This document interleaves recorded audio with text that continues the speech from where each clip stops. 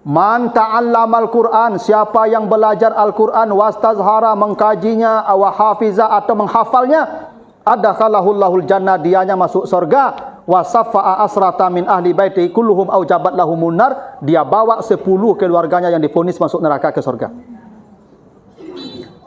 Itu kenapa kata Allah, fa bi rahmati fa bi zalika falyafrahu huwa khairum mimma yajma'un. Kalau engkau dekat dengan Al-Quran, punya anak turunan penghafal Quran, bergembiralah.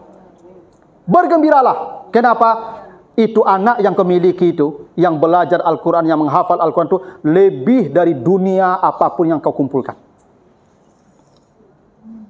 Karena nanti ibu bapak kalau baca surat Ali Imran, ayat yang ke-91, nanti baca lagi surat Az-Zumar, ayat 37 atau 47, 37 kalau saya tidak salah. Kata Allah, nanti di akhirat ibu, ketika manusia tampak persoalan akhirat itu, nampaklah hisab, nampaklah mizan, nampaklah neraka, nampaklah sirat. Kata Allah, andai manusia punya emas seberat bumi, mil'ul ardi zahaban, amehnya sagadang bumi ibu, sagadang bumi amehnya. Apa kata Allah? Laftadau bihi min su'il azab yaumil qiyamah. Dia akan mengganti emas itu semua asal tidak jadi diazab. Makanya Bapak Ibu, kalau kita menjadi para pecinta Quran ini Bapak Ibu, yang paling bahagia itu orang tua kita kan? Karena bukan hanya kita, 10 keluarga kita divonis tuh. Itu makanya Ibu, tuh yang garim-garim yang tinggal di masjid jadi imam tuh, kalau bisa ambil menantu, ambil menantu tuh. Iya Ibu, penghafal Quran tuh Ibu, akhlaknya baik tuh Ibu. Ayolah jadi imam tuh, saleh tuh Ibu, 10 keluarganya masuk surga tuh, dibawanya tuh. Apa yang lebih hebat dari itu tuh? Ya. Ambil lah. Kadang ibu-ibu kan, ya tidak apa-apa, jadi dokter tidak apa-apa. Ya, ya tapi yang Al-Quran itu tetap nomor 1.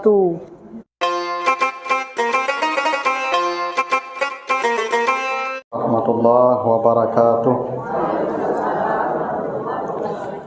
Alhamdulillahi rabbil alamin.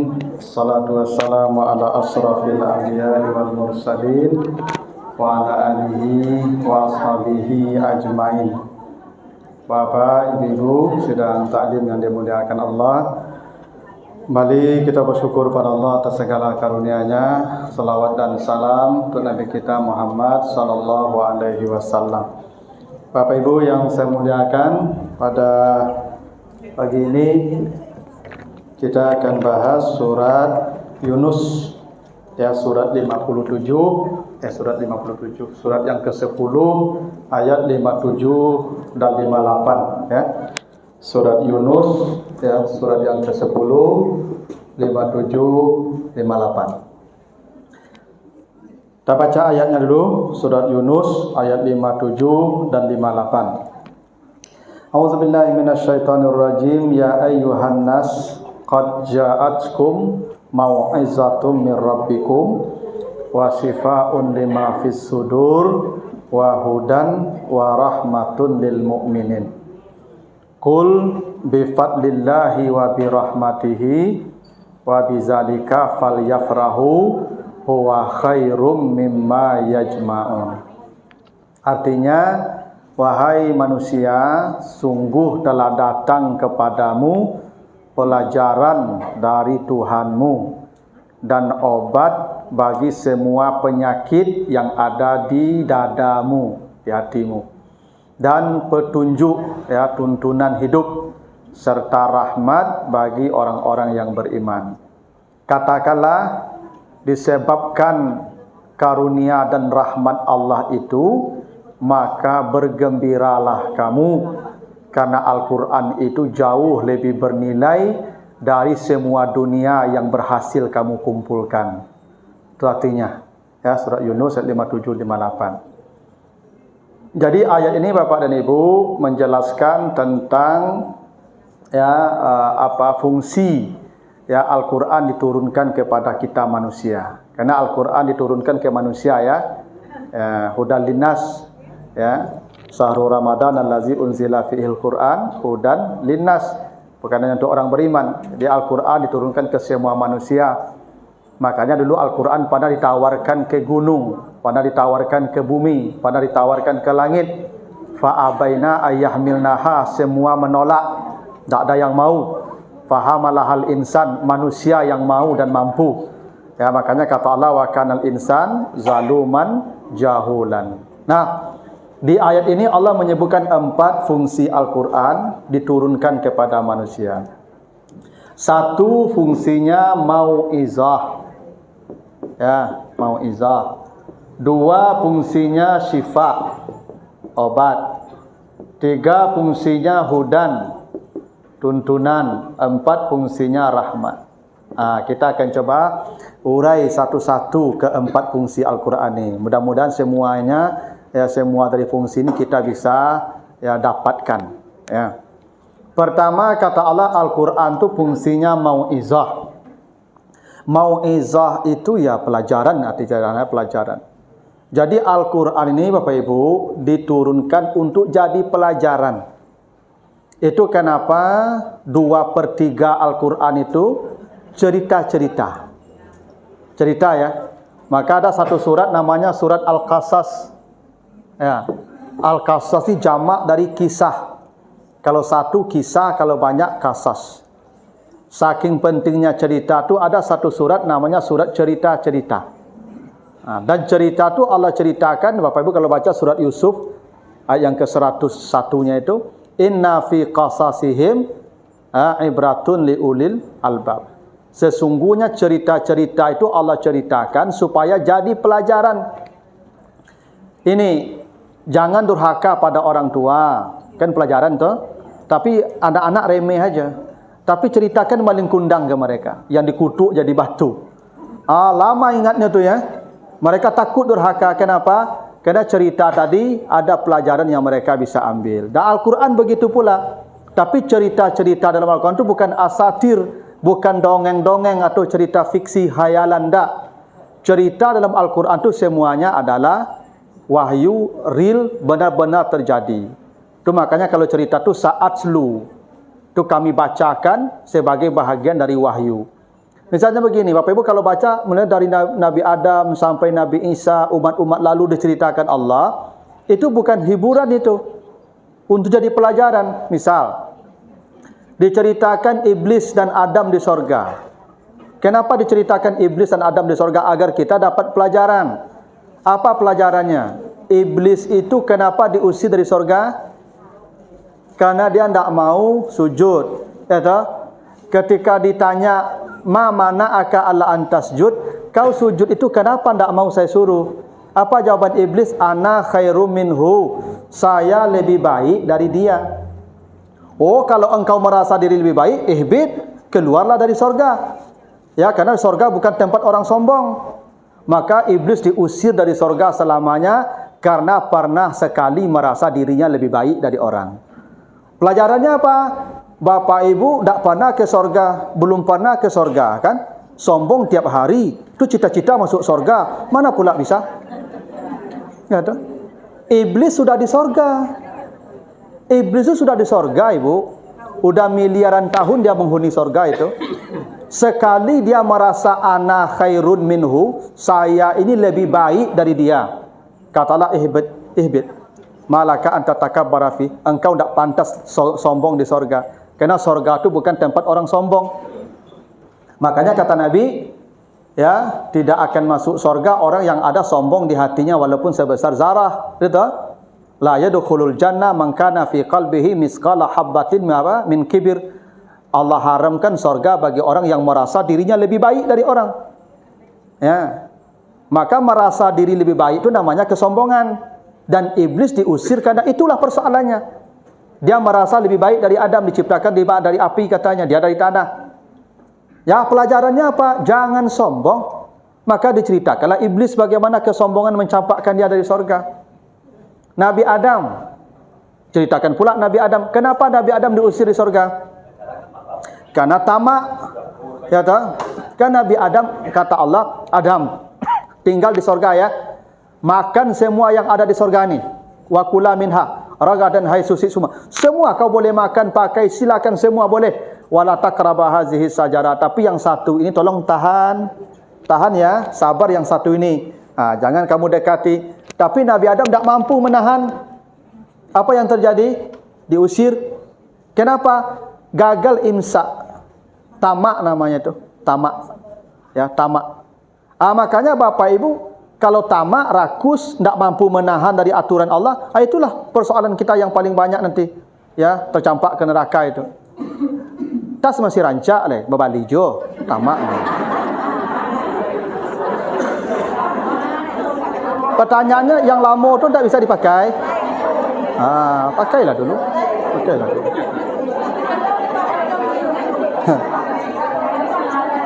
Enggak. Ya, ibu kalau lakannya itu ibu langsung tu. Itu kan dak imsak ibu nama itu. Ibu puasa. Ya tak cocok ya baju masalahnya tu. Kan fungsi tas bukan cocok ya baju, fungsi tas meletakkan barang. Meletakkan HP, meletakkan itu badak bagai, lipstick bagai. Pertanyaannya tas yang ada tu bisa tak fungsinya model tu? Tu mangga balik yang baru lah. Tu tamak nama tu. Tamak tu ndak amu pasai. Tu inti tamak tu padahal nyolah cukui Nabi Adam tu dia suruh go lah cukui. Makanlah, subuhlah, pakailah. Lah cukui itu tapi nenciek ko jangan tahan nencukui saya yang ada tu. Tapi ndak marah so cukui yang ada tu lah. Tu makok dicampak di surga tu. Jadi ibu tengok balik tas tengok sabanta tu tipis harapan ke surga esok percaya lah.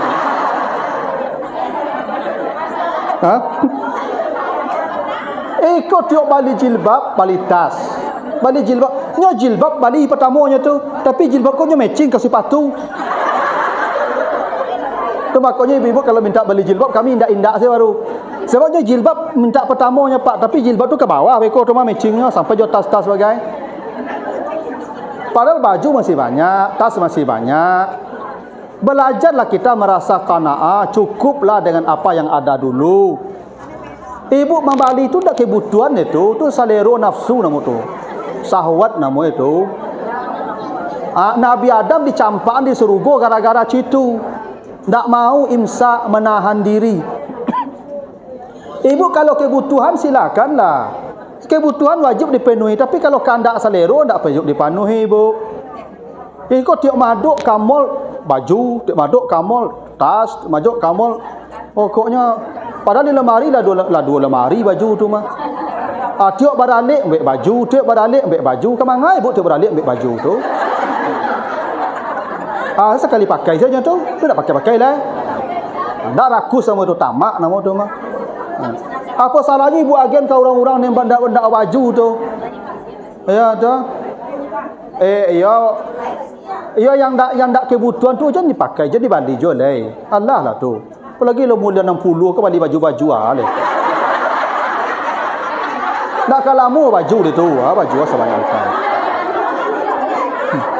Kalau umur 60 ke ibu baju ibu sampai pasang salah lah itu. Banyak-banyak mana. Besok mati ibu apa ibu dapat tanya banyak semua sebanyak lemari tu baju ibu tanya semua. Ya tu. Bagilah lah. Ndak jangan balik ndak perlu tu lah. Makanya Nabi Adam diceritakan jadi pelajaran dah supaya jangan rakus awak hidup tu. Merasa cukup lah tu makanya imsak tu perlu. Tu makok puasa tu imsak makanan awak halal di rumah awak. Tapi tahan dulu. Beko lah kok lah kebutuhan bana, beko lah waktu buku makan lah. Betul imsak tu dan itu yang menyelamatkan manusia tu sampai ke akhirat menahan diri. Imsak. Kok HP masih rancak lah. Kalau model baru bertukar lu balik. Kemangai ibu HP bertukar tiap sebanta.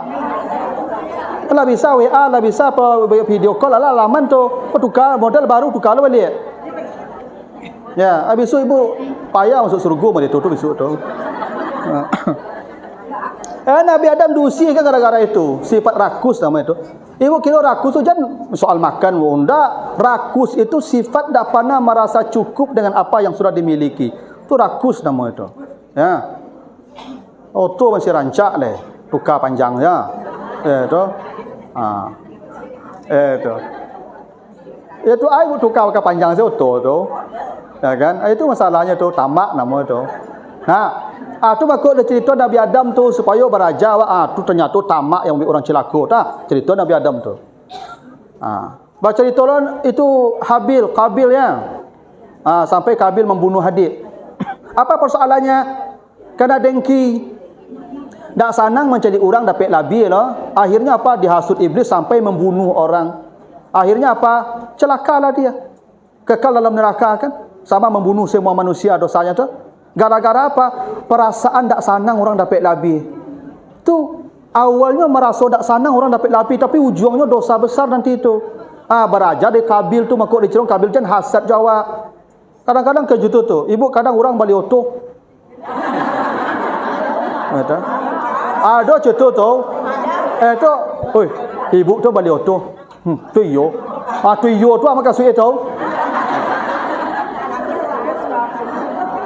Kau iyo ibu datanginya.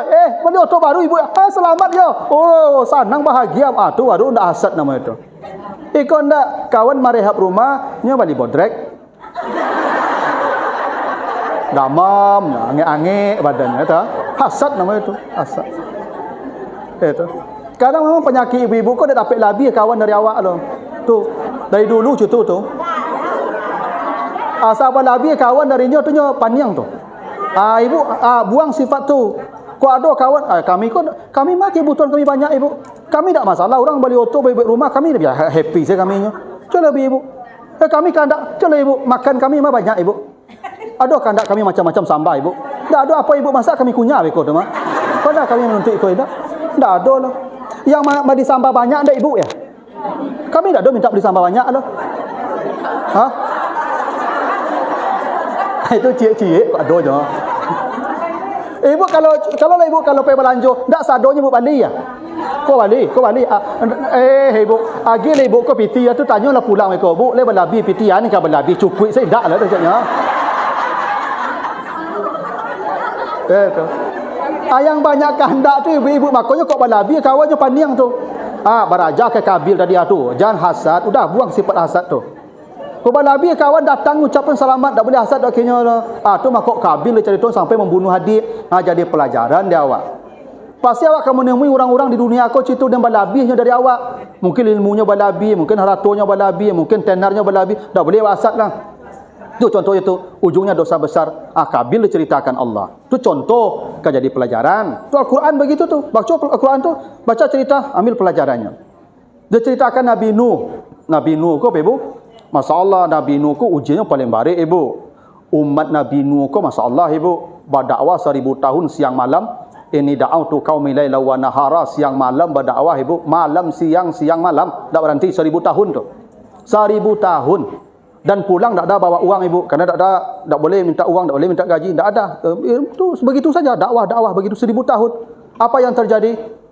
Kullama da'autu apa? Ini da'autu qaumi laila wa nahara falam yazidhum du'ai ila firara. Saya datang berceramah, itu umat saya bubar. Baru umat Nabi Nuh ibu tu. Awak datang ceramah ibu, orang lari sadonya. Awak datang ceramah, orang bubar sadonya. 1000 tahun cerita tu.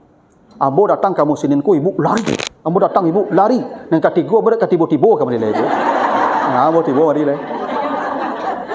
Nabi Nuh 1000 tahun menghadapi umat itu. Ada kalanya menghadapi orang-orang itu tak menghargai awak, tak ada bentak apa-apa, ingin baik saja. Tapi tidak ada dihargai. Itu Nabi Nuh 1000 tahun tak dihargai itu. Tapi tetap saja berdakwah lagi Nabi Nuh. Kullama da'autuhum litaghfira lahum ja'alu asabi'ahum fi azanihim.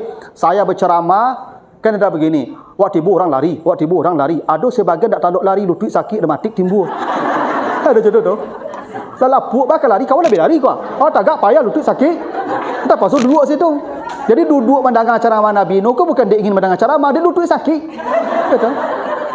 Atau pasu duduk dengan ceramah apa yang terjadi? Ja'alu asabi'ahum fi azanihim, nyututui telingunya rapik-rapik. Tak beda dia ibu tu. Awak berceramah, awak mengecek ibu, nyututui telingu pakai headset sama-sama ibu dengan musik. Iya tu. Di zaman tu ya headset lah kira-kira zaman kininya. Ambo berceramah ibu pakai headset sadonya, mau ceramah ibu pakai headset sadonya. Siapa yang kata lu ustaz itu pensiun muda ustaz mikir tu macam orang tahu. Tapi Nabi tu berceramah tadi. Ceramah aja lah. Wastaghfirullah nyututi mungkonya leh. Awak mengecek ibu nutik mungko sadonya. Apa mengecek ibu nutik mungko sadonya. Saya taluk tu ibu. Dak dihargai seketika Allah aja. Nabi Nuh berceramah ya lah. Wa asarru wastakbaru istikbara. Nyomota sadonya. Awak berceramah nyomota, awak berceramah nyomota. Jadi kalau ibu pota ustaz berceramah tu umat Nabi Nuh yang tinggal. Ada sebagian ibu kau cerita. Awak ceramah nyomota. Tu umat Nabi Nuh ni masih tersisa tu. Ya. Siswa umat Nabi Nuh tu. Ya. Umat Nabi Nuh kan lah punah sah tu. Aku siswanya kau. Ya. Orang ceramahnya tahu orang ceramahnya tu umat Nabi Nuh begitu tu. Nabi Nuh berceramahnya mau ceramah lo wa asaruku ribu ilahnya. Coba bayangkan bu 1000 tahun begitu. Jadi engkau kalau bersobok orang tak menghargai awak, tak masalah. Yang penting sampaikan saja yang baik-baik. Tak dihargai tak apa-apa tu Nabi Nuh 1000 tahun tak dihargai. Jadi pelajaran. Tak hanya segitu. Nabi Nuh dapat isteri pahlawan, isteri penjawi, isteri penyarengi.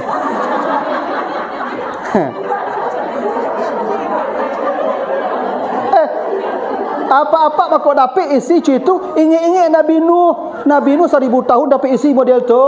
Melawan, menjawab, menyerengi, melawan, menjawab, menyerengi. Nabi Nuh tak ada menceraikannya, tak ada melapaknya, Pak. Tak ada. Tak ada menambah orang rumah cik lain sampai mati tu saja, Pak. Cik itulah. Kadang-kadang ada bersobok orang rumah cik tu, Pak. Awak sekalimat mengeceknya 2 jam lagi sudah leh. Kendak? Awak sekalimat, bu, kok gulai kok asin, kok makan salah banyak cik tu dalam pagi masak kok mengunyah. Ada je kan? Oh sampai ke kamar mandi menyerepet siapa? Kok dapat orang rumah cik tu karena Nabi Nuh. Nabi Nuh cik tu, sabarlah sampai mati, ya kan? Kan isi Nabi Nuh kan sampai meninggal masih didik Nabi Nuh, tak diceraikan. Tak ada Nabi Nuh menceraikan, bisa saja isi Nabi Nuh diceraikannya. Maka orang rumah cik kok dipertahankan, tapi Nabi Nuh dah tetap bertahan. Jadi kau dapat apa-apa orang rumah cik tu bertahan sajalah. Kalau taknya mati kok mati kau tu. Kan dua pilihan, kalau taknya mati kok mati kau. Selesai urusan. Betul? Aku bersobok orang rumah ni cik tu. Tekanan Nabi Nuh. Tapi orang rumah pahlawan, tu mau izah namanya tu. Oh betul ya, kalau dapat orang rumah pahlawan kau ambo sabar, ambo tahan, ambo tetap bagi nasihat, ambo berbaik kepada itu seperti Nabi Nuh. Anak Nabi Nuh kau durhaka ibu. Kan'an namanya. Ya nah. Coba bayangkan ibu, awak nabi, anak kafir. Awak ustaz ibu, ustaz ibu, ustaz kondang. Anak pajudi ibu. Narkoba ibu. Tak bari ujian Nabi Nuh ibu tu. Kalau awak reman, anak reman kan biasa ya Pak. Kau awak nabi, anak cucu perangainya. Bala cari orang kawak. Nabi Nuh itu yang dihadapi umat yang begitu, anak yang begitu. Bala dididik anak tu diajak sampai tenggelam, sampailah tanguk-ranguk anak di dalam ombak gadang bercari anak naik kapal layar irkam ma'ana. Naik. Betul. Jadi ibu sampai pasai jo anak tu suruh sembahyang tak berkatuang lah. Kalau suruh neraka lah berkatuang lah. Tak betul tu ibu. Sabar, ajak. Makanya wastabir alaiha, bersabarlah mendidik anak kita. Itu Nabi Nuh gitu ya. Itu pelajaran. Diceritakan pula siapa? Isteri Fir'aun, Asia. Ada cerita isteri Fir'aun kan dalam Al-Quran surah At-Tahrim. Maka dia cerita isteri Fir'aun tu jadi pelajaran ke ibu kau dapat ibu suami seperti Fir'aun. Nyo lapak, nyo sipak, nyo pijak. Contoh Fir'aun isteri. Mana tahu ibu dapat suami macam Fir'aun atau mirip-mirip Fir'aun? Ada?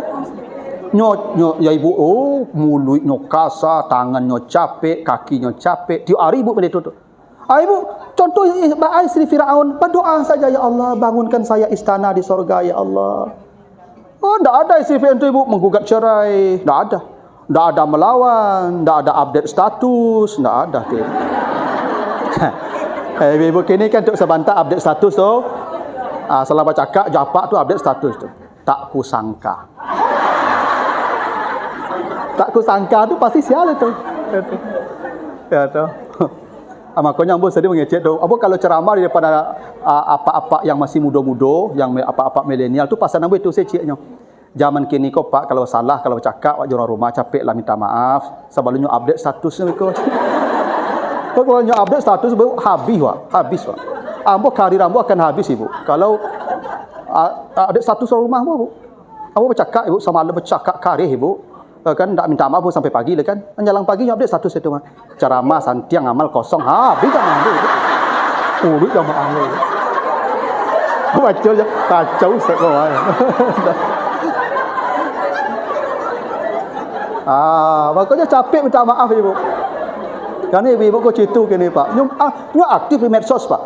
Ya kan IG-nyo, Facebook-nyo, WA-nyo langkok Pak. Ampek Pak status kau update Pak. Tak mabuk ada. Isteri Fir'aun tak berdoa saja. Jadi pelajaran di ibu tu. kau dapat ibu kan ada apa kau tiap pulang menyerengi panjang, tiap pulang menyering. Ada apa situ tu. Sehingga ibu kalau takut apa kau pulang bagai. Kau dah buka pagar baca kursinya bagai. Kalau kursi kau mengusir jin kau. Tapi itu je baca tu. Allahu la ilaha illa huwal hayyul qayyum. Ibu, kau dapat suami model tu, tu contoh Asia tu. Apa doa saja, ya Allah bangunkan saya istana di surga. Jangan ibu gugat cerai suami ibu. Jangan. Isi Firaun, akhirnya apa? Dia mati duluan kan selesai urusannya. Ya. Tidak akan lama pula itu. Ibu dapat suami begitu tidak akan lama pula. Ya, kalau lah 50 mu apa tu ada 10 tahun tu je mati lah ibu mati begitu tu. Ya susah-susah ibu mati begitu tu. Ya tak? Surga lah. Istana langsung tu. Ya tak? Pada ibu untuk cerai, hilang surga ibu. Diharamkan mencium aroma surga tu. Yang minta cerai itu. Ya, ibu jangan cek-cek kapak cari salah dia lain. Dak berlaki taluk dan ibu, bukan soal taluk nak taluk ibu dah punya suami. Ibu diharap mencium aroma surga tu. Pangai ibu pengajian-pengajian modeko.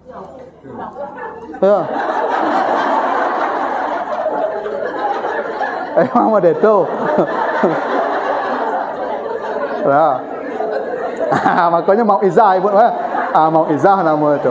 Ambil pelajaran di situ ibu. Itu bukan cerita-cerita untuk hiburan itu ibu. Mau izah. Ya. Oh dicerita lo Nabi Ibrahim. Nabi Ibrahim ya ayahnya masalah. Awak Nabi awak niat elok majak orang apa awak tukang tantang awak. La illam tantahi la arjumanaka, kalau engkau tak berhenti juga mengajak orang saya rajam engkau sampai mati atau wajurni maliya engkau usir pergi di rumah ini. Kadang ada bahasa ujian kau ibu, ada wak diuji jo anak, ada diuji jo isteri, ada diuji jo suami Nabi Ibrahim diuji jo ayah. Jo ayah diuji ibu. Ada kadang-kadang wak ujian wak kalau ndak ayah mertua awak, betul? Awak ledok mintu kau nyerengi panjang lo kawa, betul? Kadang jo ayah, jo ibu tu ujian tu Abah Ibrahim menghadapi ayahnya yang beda keyakinan yang memaksa dia untuk buruk. Doa saja. Salamun alaika sa'astaghfirulaka rabbi. Begitu caranya. Ujian. Nabi Yusuf diceritakan saudara-saudara membenci kita. Saudara dengki kita, dibuang ke sumur sampai ke sana terbuang sampai jadi budak, masuk penjara, akhirnya jadi orang sukses. Ibu kalau bosok ada kalanya saudara yang membenci awak. Dosa anak jajuk kawak sadonya ibu. Pancinya kawak sadonya. Jangan ibu balik. Jangan seperti Yusuf contoh. Ya dia yang mencampakkan kita. Besok suatu hari ketika kita sukses, datang mereka minta makanan kepada kita. Dikasih makanan banyak, dikasih pelayanan, barangnya bawa pulang. Tak ada dibalik lah ibu. Kau tiba dawak, kau awas sama kesempatan ya. Dah Yusuf dah. Begitu. Jadi ujian itu semuanya diceritakan Allah untuk jadi mauizah, jadi pelajaran. Jadi ibu kalau baca-baca cerita dalam Al-Quran tu jangan ibu baca-baca panjang lapis ya. Ibu cermati ini pelajarannya apa? Kira-kira begitu. Nah, itu fungsi Al-Quran yang pertama tu. Mauizah. Ya, semuanya jadi pelajaran. Tujuannya sama agar kita jadi baik. Kan jangan hasad, itu kan biasa. Tapi ceritakan Kabil jadi pelajaran. Hasad itu. Jadi semua itu pelajaran bagi kita. Maka Al-Quran fungsi pokoknya itu. Pelajaran. Maka ibu kalau baca Quran itu, bacaan yang paling baik itu dengan bacaan tilawah namanya. Tilawah itu ibu ambil, maksud sari tilawah ya. Ibu ambil sarinya, kira-kira ini apa isinya ini. Yang bisa ibu ambil jadi pelajaran supaya ibu jadi orang baik. Itu intinya itu. Itu namanya mauizah. Yang kedua, fungsi Al-Quran itu sifat. Sifatku ubek. Ubek ya. Bisa ubek fisik, bisa ubek psikis. Dan ini pernah terjadi di masa sahabat, di masa Nabi. Jadi ceritanya Bapak Ibu. Jadi di sebuah ini sahabat melakukan perjalanan. Lewat di sebuah kampung. Dulu kan biasa, orang dulu kalau jalan kan jalan kaki. Ya, kadang bawa kuda dan tak bawa bekal banyak di perjalanan. Kalau sekarang ibu kan bawa oto. Ada di jok di belakang tu di bagasi itu banyak makanan minuman kan dibawa tu. Dulu mah ada orang situ ibu jalan kaki. Mau bawa makan. Di mana berhenti minta minum di situ. Seperti Nabi Khidir dan Nabi Musa kan. Di mana berhenti minta minum, di mana berhenti minta minum. Ini sahabat berhenti di sebuah kampung minta minum, minta makan. Tak mau orang kampung tu kasih. Akhirnya mereka berangkat. Lalu sepeninggal mereka, salah satu ini orang penting di suku itu, ya kepala sukunya digigit binatang berbisa. Diobati tidak bisa sembuh, dia pingsan. Akhirnya ingat, coba orang tadi tu panggil lagi. Mudah-mudahan dia bisa mengobati. Pak cari, panggil, ketemu. Pak, minta tolong Pak Ubek lah, kuado. Ya, kepala suku kami disangit binatang babi so, tidak sadarkan, tolong dibantu. Jadi sahabat balik lagi nih. Ya, sampai di tempat semula, ternyata dia masih itu pingsan, tidak sadarkan diri. Lalu sahabat ini bisik-bisik, "Wih, tadi awak minta minum, saya tak dapat dia nyolo." Ada ya. Kini kadi ubek-ubek berai saya, dia tak mau lah. Minta upah dulu. Hanya sahabat kau penganan dia jauh beda ke jawab lebih punya. Cuma ni duit dimasuk Nabi saja, gitu ya. Tadi kalian tak mau jamu kami kan? Sekarang kami akan bantu obati syaratnya masak dulu untuk kami. Baiklah. Dabi kambiang dimasak kambiang. Begitu kambiang dimasak, maka diobati apa yang obatnya? Itu dalam hadis Muslim itu. Sahabat ambil air 1 gelas, bacakan itu alhamdulillahirabbil alamin. Di satu ayat disebutkan Al-Fatihah secara utuh. Begitu dibaca Al-Fatihah, diminumkan, sembuh dia. Sembuh. Maka dibawalah kambing nih. Bawalah kambing ke ubek aponya, ya kan, balasannya. Sahabat mau makan kambing rame-rame, sedang lapik kambing. Tapi satu celoteh, tadi kan dibacakan Al-Quran kan untuk mengobati itu. Nabi kan melarang kita mengambil upah dari bacakan Al-Quran. Oh, takut pula sahabat aja dimakan. Yolo tuh. Tadi kan Al-Quran dibacakan. Kan mengambil upah dari Al-Quran tak boleh, Ibu. Makanya guru-guru mengaji tak boleh minta upah. Memang dilarang, Ibu. Allah sudah sebut begitu, para nabi sebut begitu, la as'alukum ajran in ajriya illa 'ala Allah. Ya. Yang mengajar mengaji, yang mengajar agama, yang mengajarkan Al-Quran tak boleh minta upah. Tuh Ibu ya. Makanya Ibu, kalau suaminya ustaz tu cito-cito kayu, keliru Ibu tu. Kami tak bergaji lah Ibu. Kami maja saja Ibu. Ya, kalau syukur-syukur Ibu bagi sesuatu namanya sedekah kan. Tak ada gaji itu, kalau gaji berjalih-jalih Wak Ibu. Jadi ini sahabat takut makan karena ini tadi bacakan Al-Quran. Karena tak boleh minta upah dari Al-Quran. Tak boleh. Cuma kan kemarin saya katakan, Ibu walaupun guru-guru mengaji tak boleh minta gaji, Ibu bersedekahlah ke mereka. Sedekahnya lebih hebat lagi daripada gaji. Karena kalau sedekah tak ada batinnya Ibu. Ibu bisa beragi surang Ibu tu 10 juta bagai. Ya tergantung kekayaan Ibu lah. Ya tak. Kalau gaji kan berjalih-jalih Pak. Mungkin waktu Ibu sebulan. Kalau sedekah lebih kadang lah itu. Satu Ibu bersobok, guru-guru mengaji tu sedekah kinyo dulu. Ya tu, itu perintah Allah begitu tu. Mereka tak minta gaji, tapi sedekah ke mereka. Ya. Ini sahabat pun takut baca ruhnya kau. Udahlah. Buat saya dulu kecil sahabat. Buat saya dulu. Buat tanya ke Nabi dulu. Kau boleh bekok makan sama-sama. Kau nak balik antan balik. Kau tak boleh bekok tinggal nyabi durang bekok. Kan cadiklah sahabat itu. Ayolah, buatlah. Ya kan? Tiba ditampik tinggal, tampik sebut ya Nabi Rasulullah, tadi kami mau be orang baca Al-Fatihah, sehatnya. Tu nyagi kami kambing kau, yang dah dimasak. Apa kata Nabi? Al-Quran itu obat. Ya, Al-Quran itu obat. Jika dia dijadikan jampi, maka mintalah upah. Jadi sahih. Jadi Al-Quran itu bisa jadi jampi kata Nabi. Kalau dijadikan jampi, mintalah upah. Makanya ada orang meruqyah kan? Ruqyah tu obat tu. Maka dia kalau minta upah boleh, pakai tarif boleh. Karena bukan mengajarkan Al-Quran, tetapi mengobati dengan Al-Quran, menjadikan Al-Quran sebagai jampi. Kenapa? Karena syifa. Karena Al-Quran memang jadi obat. Makanya Ibu, ada ayat-ayat tertentu yang kalau kita baca, penyakit tertentu bisa sembuh. Ya. Ada seseorang mengajarkan ke saya, kalau kita luka dan lukanya itu darahnya sulit berhenti, maka baca surat Yasin. Pegang, tekan, baca salamun qaulam mir rabbir rahim.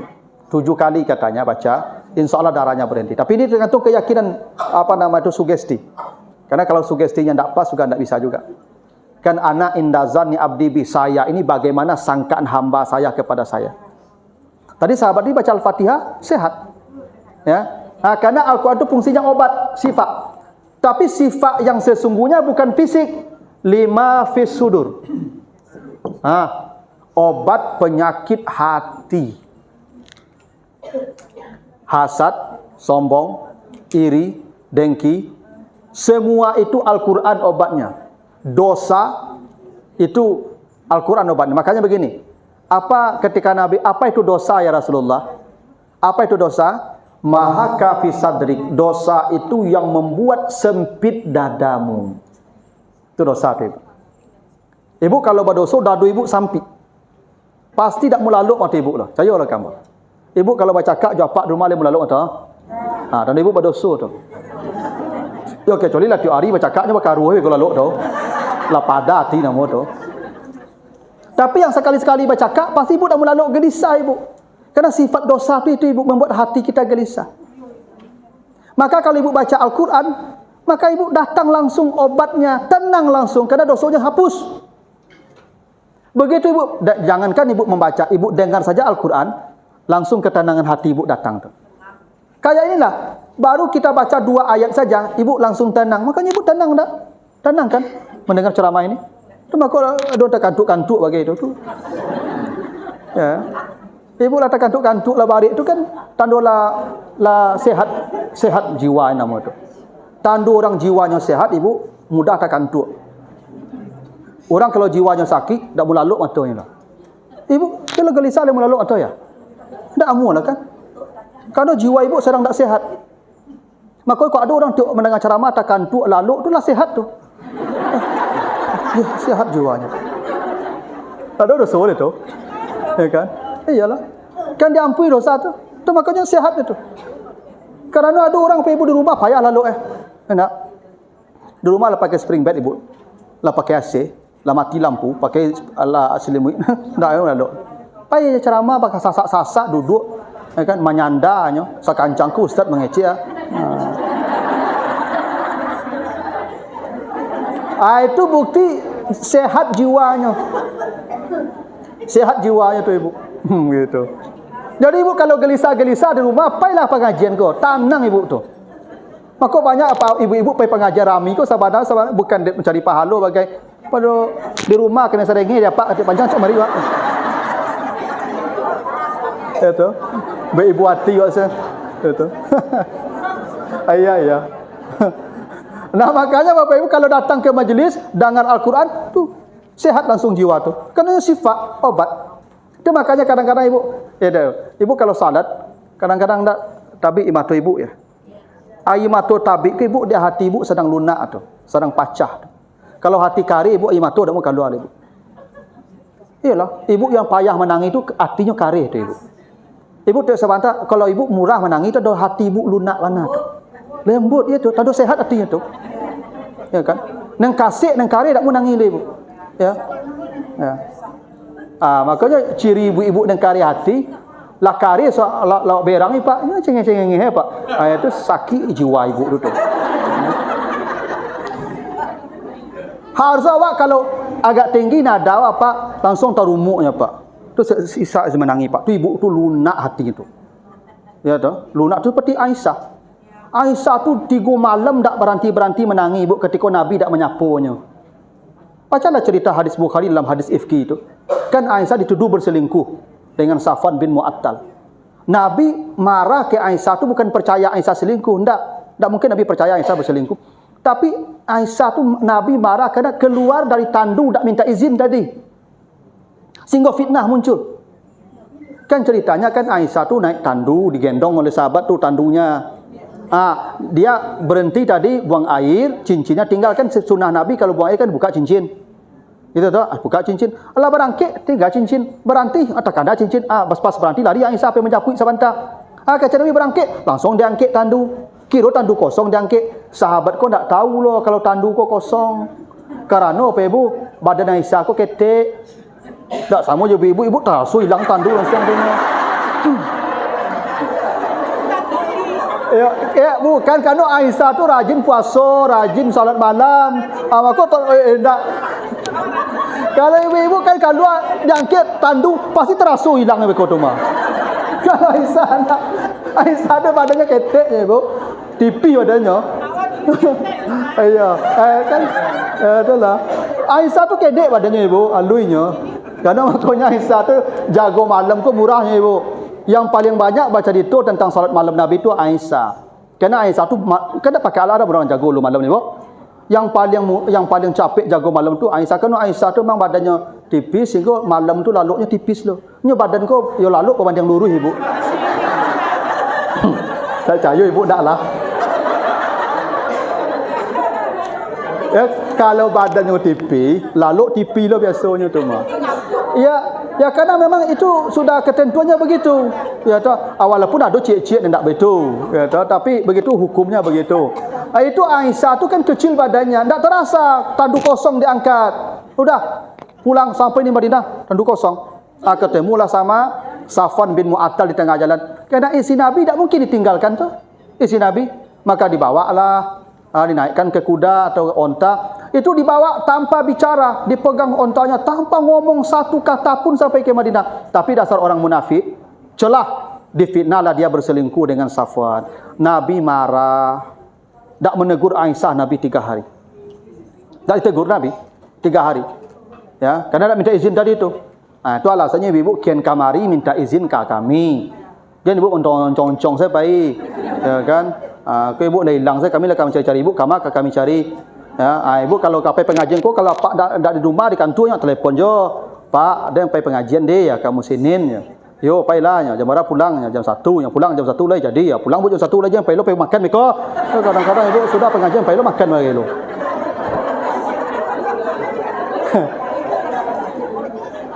Ya kalau lah janji pulang sudah pengajian pulang lah. Jangan pai shopping pai makan dengan saudara lah. Ya sesuai kesepakatan lah. Kan ada tadi SPPD-nya tu. Kok kapai makan ya minta SPPD baru, pai makan boleh ya. Tak boleh pulang lah caknya. Pulang lah. Itu. Itu Aisyah tu tak ditegur Nabi, diceritakan dalam hadis Bukhari itu. Saya kata Aisyah baki tu salayalin. Saya menangis tanpa henti 3 malam saya menangis. Sampai datang perempuan lewat, perempuan di jalan, saya duduk bersama ayah saya Abu Bakar dan ibu saya. Datang orang perempuan Madinah, hei kemarilah, duduk di samping saya, bantu saya menangis. Minta tolong menangis Bu Aisyah tu. Habis matanya, tolong menangis. Sehingga orang kau lah menangis tu sama Jo Aisyah. Kenapa? Hatinya lembut. Tak dikasari suami, tak disapu saja. Itu 3 hari menangisnya. Ibu dah disapu apa? Alhamdulillah lah. Ya sebagian, kau tu tak loh. Ya tu makanya ada sebagian ibu-ibu kau. Ibu dapat kabar dia apa? Bu, dia nak pulang lah. Betul. Dia nak seluar seminggu. Sujud syukur ibu kau langsung.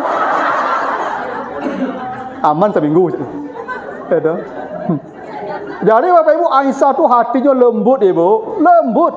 Itu Nabi tak menegur. Itu makanya ibu, itu pelajaran juga ya. Bapak Ibu ke bapak-bapak kalau marah ke istri, contoh Nabi. Marah yang paling baik ke istri itu diam. Diam, jangan sapunya. Diam. Antuk saya, jangan cek-ngecek kayaknya. Itu cara berang yang paling baik. Pokoknya jangan mencari kayaknya, jangan menyapunya. Antuk. Iya, itu cara berang tu. So, Pak, awak kalau berang Pak, tu mengecek awak berang Pak. Nyo jawe. Tak ada kantor, tak ada cerita lo Pak. Nyo jawe. Pasti nyo jawe. Apalagi awak gaya-gaya Pak nyo tahu ada pada nago le Pak. Ya kan? Dia hati je kecek beko tu. Ya kan? Makanya je sapu Pak antuk saya. Itu pun 3 hari lo nyo kecek Aisyah. Hari ketiga turunlah surat An-Nur membersihkan nama Aisyah. Bahwa ini tuduhan palsu dan kemudian Nabi berbaikkan. Makanya 3 hari batas maksimal. Jadi ibu kalau berang kapak, jangan sapu apa tu. 3 hari. Hari kami damai lu. Jumaat tangkal lu balik. Jumaat. Sabtu minggu Senin damai lu balik. Itu ibu. Tak boleh 3 hari lebih lah ibu. Jadi saya berang-berang ke suami ibu. Hari kami damai lu. Damai kami dulu. Jumaat tangkal lu balik. Ya mana tahu ibu. Kalau ada kan ada orang yang hobi bertangkar rumah tu ibu. Hobi bertangkar aku ibu. Ya kan? Tak apa-apa. Karena bertangkar di rumah tangga tu itu penyedap. Penyedap. Jadi ibu tak pernah bertangkar di rumah tangga tu, itu tak orang tu ibu. Dan namanya manusia kok bertangkar ibu. Awak tak malaikat lah ibu. Jadi ibu kira, rancak dapat suami ustaz tak. Lepas tu pasti nyontok-antok rumah. Oh, tak ibu. Ambo jurang rumah ambo main karet kayu sendaknya ibu. Tangkar ibu. Tak sapuan kami tu. Tak sapuan. Tapi 3 harinya. Ya, 3 harinya. Tu elok dia. Kau tangkar lah dia. Malu ada orang ibu sajak menikah sampai mati cupin ipin saja berdua. Tu. Ya, ngeci apa betul. Ngeci ibu kecapak betul. Kecil tau? Oh, ndak orang lah tu. Jin tu, ndak malaikat tu. Apa ibu? Itu hatinya lembut. Karena memang begitu Bapak. Orang kalau lembut gampang air matanya keluar. Itu makanya ibu kalau salat itu kadang-kadang kan titik mata ibu nak. Karena hati ibu sedang pecah, sedang lembut karena mendengarkan bacaan Al-Quran itu. Itu kenapa syarat jadi imam? Apa syarat jadi imam yang pertama? Yang paling qori, aqra'ukum Qur'anan. Cari yang paling baik bacaan Qur'annya. Karena bacaan Qur'annya itu akan memecahkan hati orang di belakang. Makanya yang jadi imam kau tak nenggaik loh. Iko lah gaik, anguk lah sasak, gigi dah lah tangga, melasi-lasi sin sot sadonya. Tak beda loh. Yang jadi imam kau yang muda, yang giginya full. Kau gigi dah jarang. Sin sol melasi sadonya apa ibu. Itu jadi imam lah tu. Jamaah lagi ruku saja lah. Maka jadi imam tu yang paling aqra'ukum Qur'anan. Siapa yang paling bersih bacaan Qur'annya. Karena tu berpengaruh ke hati orang di belakang pecah. Karena sifat kesepanjang salat tu akan mengobati hati-hati orang yang kasih di belakang tu. Tu makanya ibu kalau ada imam, dia jadi imam tu dia baca ayat Qul huwallahu ahad, Allahu samad, lam yalid wa lam yulad, lam yakul lahu kufuwan ahad. Allahu akbar. Kayak ibu dia kasih ko sembahyang lah tu ibu. Ya sembahyang tak ada persentuhan ke hati Allah.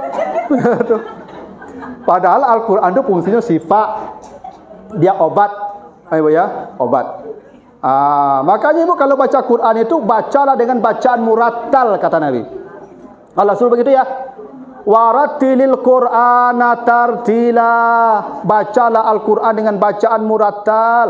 Baca itu dengan suara yang baik, dengan makhraj yang betul, dengan matnya yang pas. Kenapa? Inna sanulqi alaika qaulan sakilan. Karena itu akan membekas ke hatimu.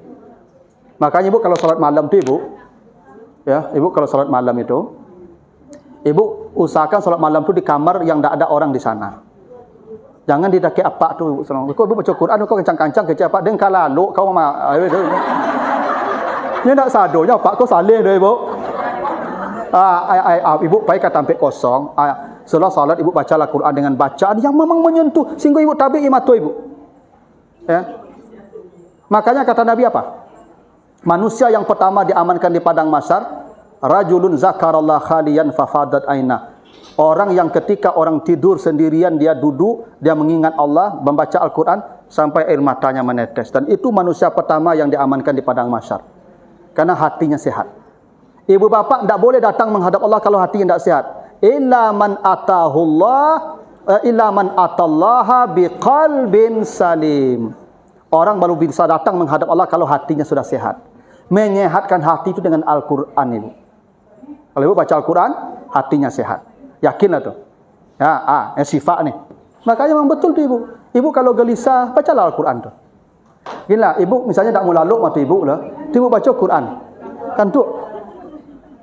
Ibu kalau tak mau lalu, baca murattal, hidupkan murattal, tak kalau ikut. Karena begini ibu, Al-Quran itu kitab suci. Ya, suhuf mutaharah namanya, kitab suci. Dan kalau dibaca, la yamassuhu ilal mutaharun, dia akan mensucikan jiwa kita pula. Dari segala kotorannya. Kotoran yang paling hebat itu tentu dosa. Begitu ibu baca Quran, kan disucikan pula oleh Al-Quran itu. Itu makanya orang kalau rajin baca Quran itu ibu gampang tersentuh hatinya. Ibu-ibu kan gampang tersentuh perasaan ibu. Kan ibu rajin baca Quran, ibu rajin dengar pengajian, itu gampang tersentuh perasaan ibu tu. Di rumah tak tahu bola, tapi di siku bantunya. Di rumah tu tanya kapak yang tahu pak. Ya, memang begitulah hebatnya sifat ibu ya. Ini sifat namanya. Yang ketiga hudan. Hudan itu ya tuntunannya. Hudan itu bukan hanya petunjuk, tapi tuntunan yang mendatangkan ketenangan. Tu makanya ketenangan tu bahasa Arabnya hudu. Ni tenang ni. Makanya hadiah disebut hadiah. Hidayah, hudan, sama. Kenapa hadiah disebut hadiah? Karena beginilah ibu. Hudan tu begini. Ibu kalau tanya ke saya, ibu dari luar kota, pokoknya ibu ke Padang baru sekali ini. Ketemu saya di jalan, Pak, di Basko. Ini ya. Oh, ibu belum pernah ke Basko. Ibu naik beko, tu ada halte, tu ada trans. Ya, trans Padang ibu naik. Beko ibu jembatan 1. Sudah jembatan tu beko sebelah kanan tu. Ibu berhentilah. Tu petunjuk tak? Tapi ibu kalau naik oto, ibu camih kan?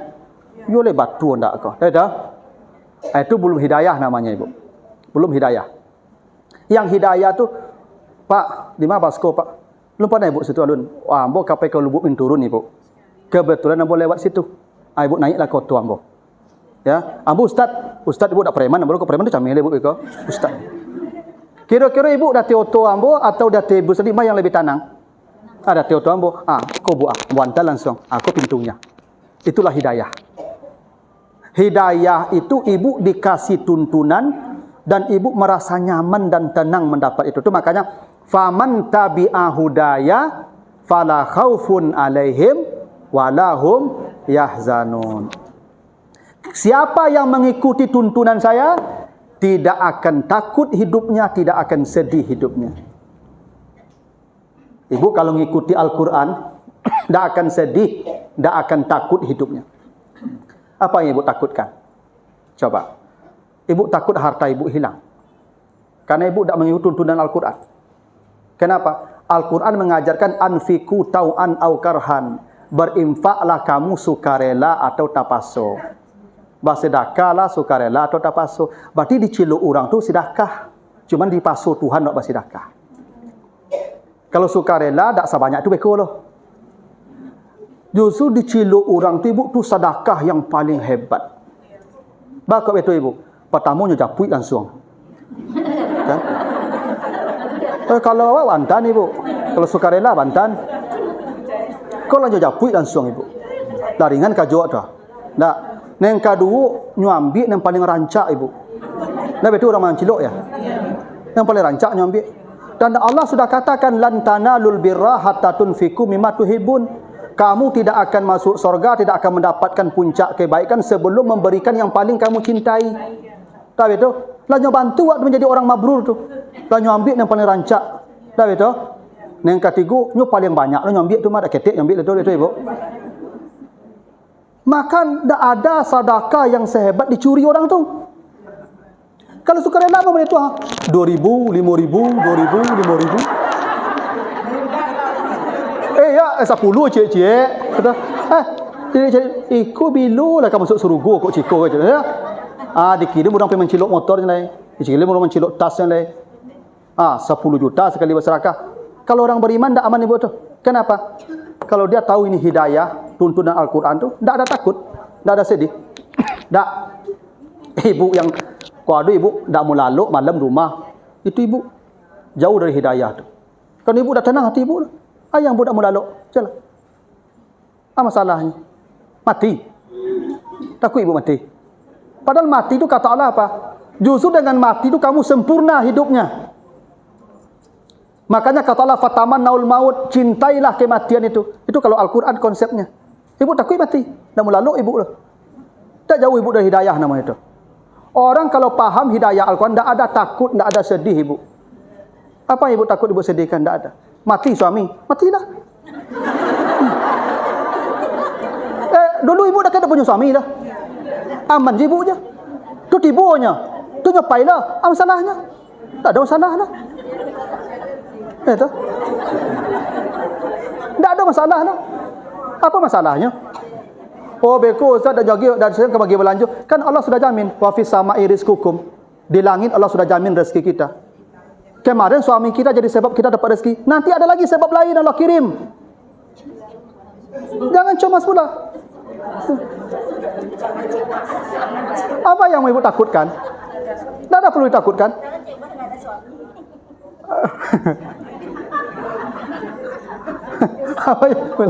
Apa yang ibu takutkan? Tak ada perlu takut. Mati tak apa-apa. Ya. Ya, dulu dia sebab rezeki kita, sebabnya dia. Dia sekarang mati diganti sebab yang lain. Itu kenapa orang kalau ikut petunjuk Al-Quran, la khaufun alaihim walahum yahzanun. Tak akan ada takut dan sedih. Apa pula takut dan sedih? Dulu ibu lahir ke sini, ibu pikirkan siapa yang merawat ibu. Ibu besar begini. Bahkan ada orang layi dicampak induk ke tong sampah, kadang je ibu. Ya enggak? Ambo dulu ibu ketika di Jakarta sekolah, di Ciputat tu ada orang, mungkin mahasiswa, tak tahu ambo siapa, tapi dugaannya mahasiswa ketika itu, mencampak anak berlayi di kamar mandi Masjid Fatullah UIN Jakarta itu kebetulan bingung orang baca ruang anak aku, kebetulan Feni Malinda ya, ambo dah apa nah, udah akrab ambo soalnya. Fena Malinda tu ada acara jo mahasiswa, langsung nyambi anak tu ibu. Kini anak tu sabanah sehat, terawat, sekolah. Mungkin kok juin dua je tentu anak tu mau ditulis ibu. Apa yang ditakutkan? Nabi Musa dianyuin jopeti di Sungai Nil, bayi merah banyuin ke Sungai Nil ibu. Apa dia mati? Enggak. Tak perlu ibu takut. Tapi jangan doa lah Pak mati. Ya. Enggak apa-apa kalau dia meninggal, ibu sudah selesai. Tak perlu ibu larut pula bersedih-sedih. Untuk apa bersedih? Kan faman tabi'a hudaya fala khaufun alaihim wa lahum yahzanun. Ya. Akan tak sakit ibu-ibu ko kalau sekian tahun. Alhamdulillah lah, kat tanang stage. Itu. Ya, dulu aja sering panjang kan. Ela painya alhamdulillah lah. Enggak aman stage. Ya begitulah. Ya tu. Nyo gini ibu. Orang kalau mati ibu dua keadaannya ibu. Ada mustarihun min. Orang kalau mati ibu dua keadaan orang tu nya. Mustarihun cie, mustarihun min cie. Ada orang mati, dia beristirahat dari orang. Saya kalau mati, saya beristirahat dari ibu-ibu sekarang. Berarti saya mustarih namanya. Ada orang mati, orang yang beristirahat dari dia. Untung lah mati, lemah rasa iban awak dia. Sehingga orang relax ketika mati kan. Itu mustarihun min nama itu. Ayo ada orang itu ibu. Mangga dari dulunya mati itu. Ya tahu? Sehingga orang merasa nyamannya mati ibu. Itu namanya mustarihun min. Ada orang mati mustarihun, inyo pergi mati, ya inyo istirahat, orang yang merasa kehilangan. Kalau bisa awak mustarihun ke ibu, jangan mustarihun min. Ada suami-suami yang mustarihun min kok, matinya kan. Ya alhamdulillah ndak ada beku lah. Tapi itu makanya apa ibu? Mustarihun tu penting tu ya. Jangan awak mati orang beristirahat dari awak. Kalau bisa kita istirahat dari orang, hingga orang kehilangan kita. Begitu tu ya. Makanya ibu jangan ibu bersedih lama-lama kalau ada yang hilang. Kan orang beriman tu apa? Likaila ta'sauma fatakum wala tafrahu bima atakum. Tu surah Al-Hadid begitu ya. Baca di Al-Hadid ayat yang ke 26 atau 25. Ya, Al-Hadid. Orang beriman itu tidak akan gembira dengan apa yang datang, tidak terlalu sedih dengan apa yang hilang. Itu ya. Ini ayatnya surat Al-Hadid. Coba ibu Al-Hadid ayat berapa itu ibu? Siapa yang hafal? Ayat 24 atau 25? Nah, surat Al-Hadid 23 ya, bukan 24. 23 ibu ya. Orang yang beriman itu ibu yang sudah dapat hidayah itu tidak bergembira dengan apa yang datang, tak bersedih dengan apa yang hilang. Itulah orang dapat hidayah. Ya. Nah, dan Al-Quran yang menjadikan hati kita begitu ibu. Tenang, bahagia. Nah terakhir, rahmat. Ini agak panjang. Al-Hadid ayat 23. Sudah ketemu ibu ya? Nah itulah orang yang sudah dapat hidayah. Datang tak gembira, hilang tak bersedih. Hatinya begitu-begitu saja. Datang alhamdulillah, pergi innalillah. Itu ya. Tak ada masalah. Dulu dia datang ke sini tak bawa apa-apa. Sekarang satu persatu dah pergi pula, ya tak apa-apa juga. Ya tak? Apa yang perlu dirusuhkan ibu? Ya, yang perlu disedihkan. Al-Quran lah yang menjadikan hati kita stabil itu. Ya, hidayah namanya Ibu, hudan. Ketenangan hati datang. Karena kita percaya Al-Quran. Ya, karena kita baca Al-Quran, kita percaya semua yang ada di sana. Maka hidup kita akan tenang, tidak ada sedih, tidak ada takut. Ya, itu fungsi Al-Quran itu. Makanya Ibu kalau baca Al-Quran, ya begitulah, datanglah ketenangan di hati kita. Ya, pahami, yakini dan imanilah semua apa yang ada dalam Al-Quran itu. Maka hidup kita akan tenang. Gitu. Nah, rahmat ini fungsi yang khusus lil mu'minin. Rahmatnya hanya untuk orang beriman saja Ibu. Kalau yang 3 tadi untuk semua manusia bisa. Kalau rahmat lil mu'minin. Kenapa? Karena rahmat ini sorga. Kata Nabi, tidak ada orang yang masuk sorga dengan amalnya. Sebanyak apapun amal orang tidak akan masuk sorga. Apa yang buat orang masuk sorga kata Nabi? Rahmat Allah. Dan rahmat Allah Al-Quran ternyata, Masya Allah Ibu ya. Maka kalau Bapak Ibu dekat dengan Al-Quran, sudah pasti sorga. Kan Nabi sebut orang tidak akan masuk sorga dengan amalnya. Masuk sorga dengan rahmat Allah. Dan rahmat Allah itu Quran. Quran. Makanya ada orang sudah membunuh 100 orang, dia mendatangi majlis, hendak bertanya ke seorang guru, masih ada tak pintu tobat. Mati dia. Di tengah jalan. Sorga. Rahmat Allah. Ibu tak pernah bunuh orang? Ibu pernah bunuh orang? Tak pernah.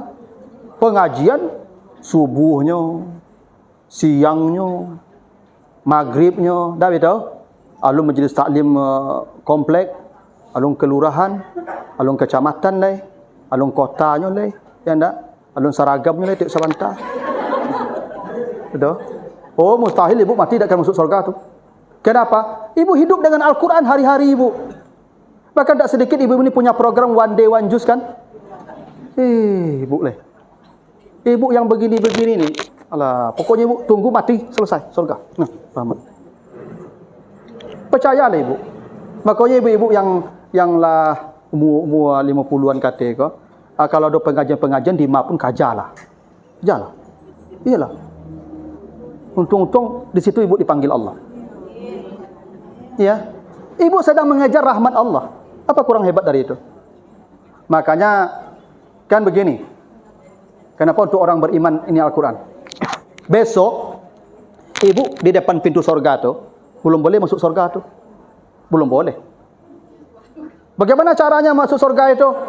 Kata Nabi, Allah bicara kepada calon penghuni surga, Rattil ma kunta turattil fid dunya. Engkau bacalah Al-Quran yang dulu kau baca di dunia. Suruh baca. Lalu naiklah setiap satu ayat ke surga berikut. Alif Lam Mim. Satu surga lagi. Zalikal kitabul la raiba fihi hudal lil muttaqin. Satu surga lagi. Dan kata Nabi, wa akhiru manzilatika fi akhiri ayatin takrauha. Surgamu akan berhenti di ayat terakhir yang kau baca menjelang mati. Itulah surga Ibu. Berapa jumlah ayat yang Ibu baca menjelang mati, itu level surga Ibu. Itu yang rahmat namanya Ibu. Hingga tingkat surga Ibu ditentukan berapa Al-Quran yang Ibu baca. Itu rahmat namanya itu Ibu. Bukan, ya kalau dihafal hebat lagi. Man ta'allamal Quran, siapa yang belajar Al-Quran wastazhara, mengkajinya, wa hafiza atau menghafalnya, adakhalahul jannah, dianya masuk surga. Wa safa'a asrata min ahli baiti kulluhum aujabat lahumun nar, dia bawa 10 keluarganya yang divonis masuk neraka ke surga. Itu kenapa kata Allah, fa bi rahmati fa bi zalika falyafrahu huwa khairum mimma yajma'un. Kalau engkau dekat dengan Al-Quran, punya anak turunan penghafal Quran, bergembiralah. Bergembiralah. Kenapa? Itu anak yang kau miliki itu, yang belajar Al-Quran, yang menghafal Al-Quran itu, lebih dari dunia apapun yang kau kumpulkan. Karena nanti ibu bapak kalau baca surat Ali Imran, ayat yang ke-91, nanti baca lagi surah Az-Zumar, ayat 37 atau 37 kalau saya tidak salah. Kata Allah, nanti di akhirat Ibu, ketika manusia tampak persoalan akhirat itu, nampaklah hisab, nampaklah mizan, nampaklah neraka, nampaklah sirat. Kata Allah, andai manusia punya emas seberat bumi, mil'ul ardi zahaban, amehnya sagadang bumi Ibu, sagadang bumi amehnya. Apa kata Allah? laftadau bihi min su'il azab yaumil qiyamah. Dia akan mengganti emas itu semua asal tidak jadi diazab. Kau ambil sekarang bumi ambil, tapi jenazah ambo nak akan ibu berikan tu emas. Sekarang ibu punya anak satu, dia penghafal Quran atau pengkaji Quran 10 bonus dia bawa ke surga. Apa ndak rahmat? Apa ndak wajar kita bergembira tu kata Allah tu. Tu makanya kata Allah di penutup ayat tadi itu di ayat 58-nya, bergembiralah. Huwa khairum mimma yajma'un. Itu lebih dari dunia yang kau kumpulkan. Bapak Ibu jangan melihat kesuksesan itu dari Bapak Ibu, saya sering katakan kalau ada anak cucu Bapak Ibu mau belajar ke pesantren, belajar agama, harus menjual rumah, mobil, jual saja semua. Jual. Ngontrak, paling mati selesai urusan kita. Surga langsung menanti. Oh, kalau orang beriman tidak percaya Ibu. Kan rahmatul lil mukminin kan. Kalau orang tidak beriman tidak percaya itu Ibu. Kalau kita beriman percaya. Ya. Kadang Bapak Ibu insya Allah ada orang sebagian Bapak Ibu, anaknya minta masuk pesantren sekolah Bapak Ibu. 2 juta sebulan, 1 juta mati mahal caknya Ibu. Taluk dia lo. Ansuh tu 5 juta tansuh sebulan dia Ibu. Kan keterlaluan Ibu tu. Padahal kata Allah, ini Al-Quran khairum mimma yajma'un. Lebih dari nilai dunia, semua dunia yang kau kumpulkan itu. Maka bergembiralah. Karena engkau dapat rahmat, surga. Ya, makanya Bapak Ibu kalau kita menjadi para pecinta Quran ini Bapak Ibu, yang paling bahagia itu orang tua kita kan. Karena bukan hanya kita, 10 keluarga kita divonis tu. Itu makanya Ibu, tu yang garim-garim yang tinggal di masjid jadi imam tu. Kalau bisa ambil dia menantu, ambil menantu tu. Iya Ibu. Penghafal Quran tu Ibu. Akhlaknya baik tu Ibu. Ayolah jadi imam tu. Saleh tu Ibu. 10 keluarganya masuk surga tu, dibawanya tu. Apa yang lebih hebat dari itu tu? Ya, ambillah. Kadang ibu-ibu kan ya enggak apa-apa jadi dokter, enggak apa-apa. Ya, ya tapi yang Al-Qur'an tu tetap nomor satu. Nomor satu tu Ibu. Ya. Nah, itulah rahmatnya Al-Qur'an. Itu rahmat. Maka bergembira. Makanya ibu-ibu sekarang bergembiralah. Karena kita dipilih Allah sebagai orang yang pecinta Al-Qur'an. Banyak ibu-ibu di luar sana sedang mota-mota di lapau kini tu mah. Ibu dipilih. Walaupun siko adonya mota bagai, tapi masih mending lah siko mota pada lapau mota. Ya. Ya alhamdulillah lah siko mota pada lapau mota kan. Iya. Nah, betulah dulu.